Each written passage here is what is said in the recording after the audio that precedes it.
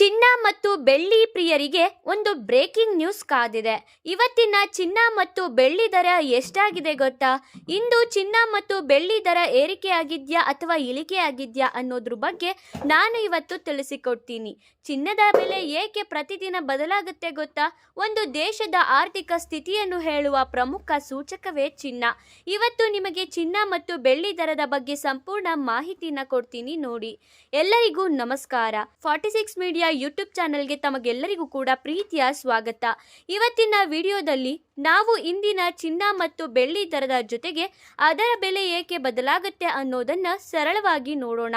ಚಿನ್ನ ಒಂದು ಕೇವಲ ಆಭರಣ ಮಾತ್ರ ಅಲ್ಲ, ಇದು ಒಂದು ಹೂಡಿಕೆ ಇನ್ವೆಸ್ಟ್ಮೆಂಟ್ ಕೂಡ ಆಗಿದೆ. ದೇಶದ ಆರ್ಥಿಕ ಸ್ಥಿತಿ ಚೆನ್ನಾಗಿದ್ರೆ ಚಿನ್ನದ ಬೇಡಿಕೆ ಕೂಡ ಹೆಚ್ಚಾಗುತ್ತೆ.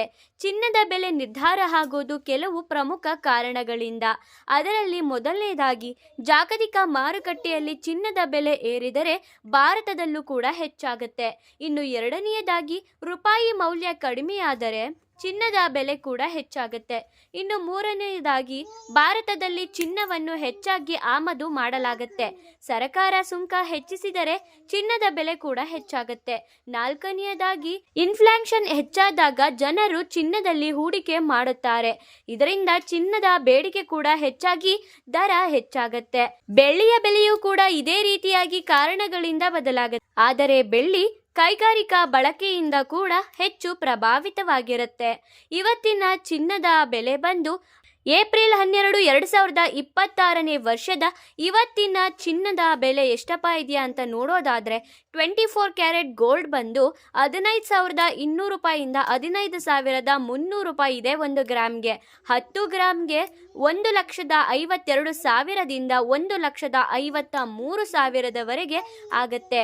ಇನ್ನು 22 ಕ್ಯಾರೆಟ್ ಗೋಲ್ಡ್ ಬಂದು 13,900ರಿಂದ 14,000ವರೆಗೂ ಕೂಡ ಆಗುತ್ತೆ. 10 ಗ್ರಾಮ್ಗೆ 1,39,000 ಮತ್ತು 1,40,000ವರೆಗೂ ಕೂಡ ಆಗಬಹುದು.